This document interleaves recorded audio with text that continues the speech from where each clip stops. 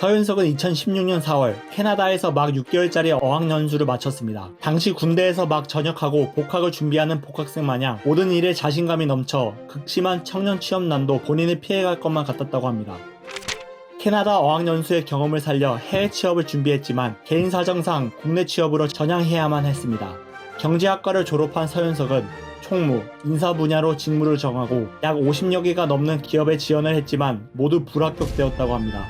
그렇게 여러 번의 쓴 고비를 마시며 마침내 국내 프랜차이즈 기업에 입사합니다. 하지만 6개월을 근무하면서 회의감을 느끼고 본인의 인생에 대해서 다시 한번 깊은 고민을 합니다. 그리고 당시 다니고 있던 회사에 남으면 남들처럼 살 수는 있지만 남들과 다른 삶을 살 수 없다는 판단하에 2018년 5월 31일에 퇴사를 결정하고 포기했었던 해외 취업을 준비하기 시작합니다.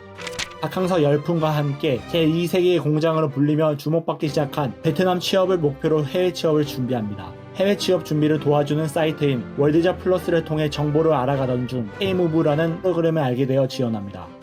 지원한 K무브 스쿨 공고 중 국방전직교육원에서 주관하는 베트남 생산관리자 양성 프로그램에 합격하였으며 국내에서 6개월, 베트남 호치민에서 4개월 동안 베트남어, 영어, 직무 등 다양한 교육을 받습니다.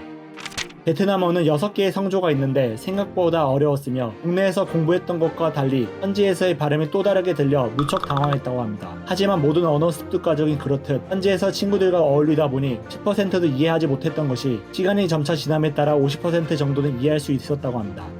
베트남 현지 교육 2개월이 끝나갈 즈음 현지에 있는 한국 기업의 면접을 볼 기회가 생겼고 동기와 함께 해외 영업 담당을 뽑는 면접에 참여합니다. 교육생 관리 담당자로부터 면접 결과가 나왔다는 소식을 듣는데 담당자는 좋은 소식과 나쁜 소식이 있다고 말하며 긴장감을 줍니다. 좋은 소식은 2명 모두 합격을 한 것이고 나쁜 소식은 해외 영업과 법인관리부로 각각 다른 직무로 편성되었다는 소식이었습니다. 당시 서윤석은 취업 자체만으로도 기뻤기 때문에 나쁜 소식은 그렇게 와닿지 않았다고 합니다.